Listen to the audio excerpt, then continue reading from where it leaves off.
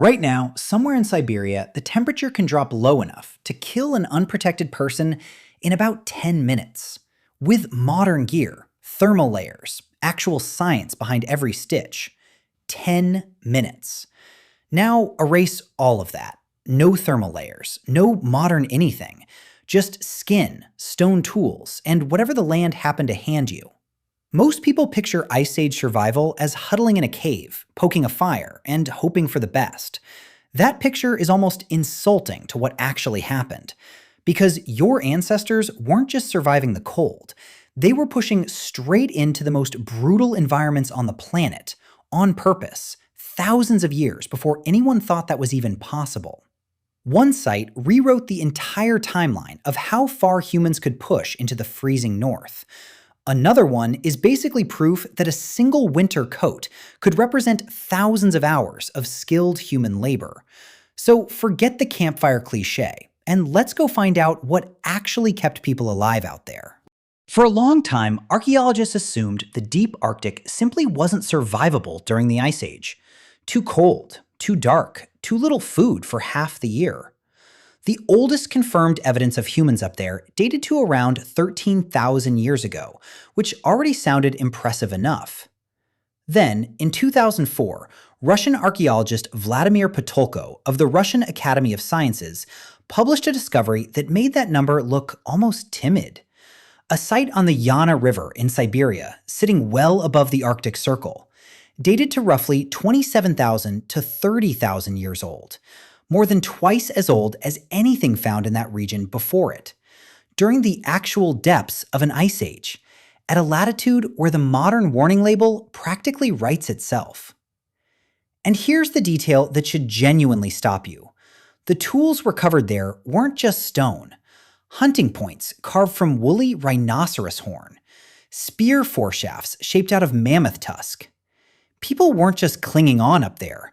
They were engineering specialized weapons out of the biggest, most dangerous animals in their environment, and using them well enough to keep an entire community fed through the darkest stretch of the year. Later research pushed the story even further. In 2016, Patolko's team published evidence of a hunted mammoth carcass at a site even further north, showing weapon damage consistent with a human kill roughly 45,000 years ago. If that holds up, people were operating inside the Arctic Circle nearly twice as far back as the Yana site alone suggested. So here's the actual question this raises, and it's a genuinely uncomfortable one. If humans could survive up there at those temperatures with Stone Age tools, what on earth were they actually wearing? Because bare skin and a thrown-on hide does not get you through a Siberian winter. Something far more sophisticated than that had to exist. And when archaeologists finally found the proof, it wasn't just a warm coat. It was one of the most labor-intensive garments in the entire archaeological record.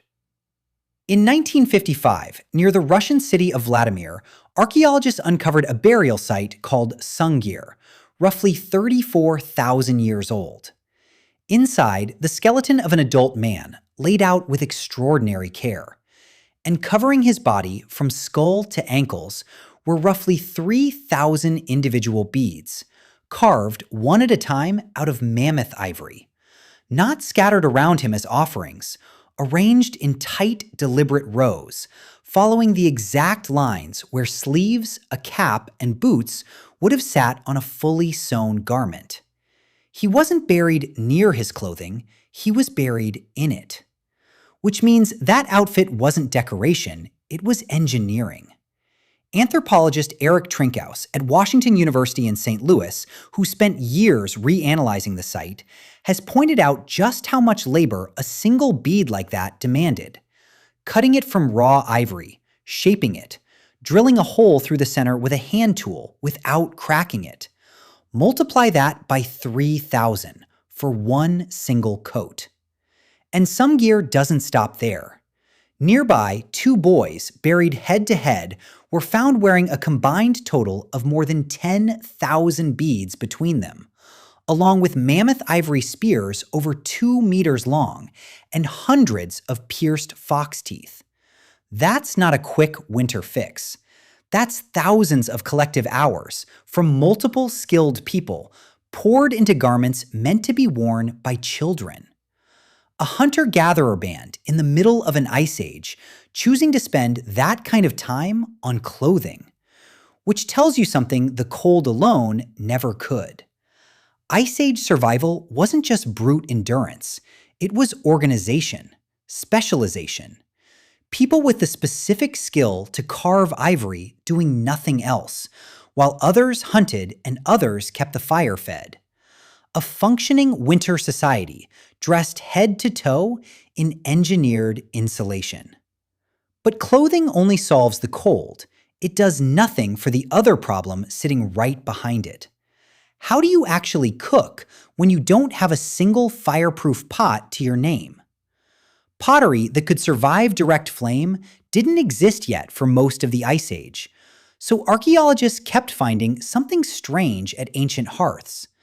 Piles of fist-sized rocks, cracked and fractured, clustered right next to fire pits.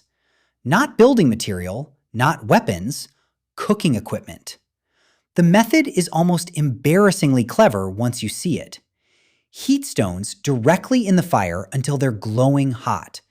Then drop them one by one into a hide bag, a hollowed pit, or even a stomach lining filled with water. The water doesn't need to touch open flame at all. The rocks carry the heat straight into it, and within minutes, you've got a boil. That cracked, fractured stone pile isn't clutter. It's the wreckage of an entire cooking system, repeated meal after meal for generations. And boiling mattered enormously because of exactly what people were forced to eat once winter really tightened its grip. When lean game was all that was left and fat stores ran low, people faced a genuine, documented danger. Eat too much pure lean protein with almost no fat alongside it, and your liver simply cannot process it fast enough. The condition even has a nickname among Arctic explorers who live through it: rabbit starvation. You can eat until your stomach is completely full and still slowly starve to death. Which is exactly why ancient hunters prized fat over meat itself.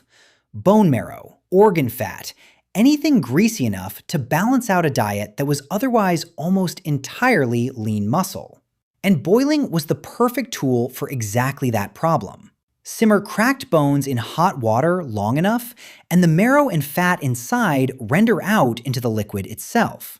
A single pot of bone broth could genuinely mean the difference between a group that made it to spring and one that quietly didn't. So by this point, your ancestors had solved the cold and they'd solved starvation. But there was still a stretch of every single day that none of that could touch. Because for a huge part of the year, up near the Arctic Circle, the sun barely rises at all. Months of near total darkness meant almost nothing useful could happen once the fire's glow faded for the night, unless you could carry a flame with you. So people carved small, shallow bowls out of stone, filled them with rendered animal fat, and set a twist of moss inside as a wick, a portable, refillable lamp. Crude by any modern standard, but steady enough to carry deep into a cave, hundreds of meters past where daylight could ever reach. Archaeologists have recovered dozens of these lamps at sites across Ice Age Europe, sitting exactly where you'd expect someone to have set one down and gotten to work, right beside some of the most extraordinary cave paintings ever discovered. Which means the artists behind those famous Ice Age lions, horses, and bison weren't working by daylight at all. They were crouched in absolute blackness, working entirely by the light of burning animal fat for however many hours that flame decided to hold. The same brutal winter that could have crushed a group entirely instead handed them the one resource daylight never could: time. Uninterrupted, indoor, artificial time. And they used it to paint the walls of the world's first art gallery. So look at the full shape of what actually got your species through the Ice Age. People pushing into the Arctic Circle, tens of thousands of years earlier than anyone assumed was even possible. Coats that took entire communities thousands of hours to build. Meals cooked with nothing but hot rocks and patience. And art, created entirely by hand-carved lamplight, in total darkness, by people who had every excuse in the world to simply give up and wait for spring. They didn't wait. Here's a real question, and I genuinely love your answer. Out of everything in this video, which detail actually got you more? The fact that humans were hunting inside the Arctic Circle 30,000 years ago? Or that one single coat could represent thousands of hours of somebody's life? Tell me down in the comments. I actually read them. And if this changed how you picture the Ice Age, tap like before you go. Because the next time the temperature drops and you reach for a thermostat instead of 1,000 carved beads, remember, warmer days are standing on top of tens of thousands of years of people who had absolutely nothing handed to them and figured out how to thrive anyway.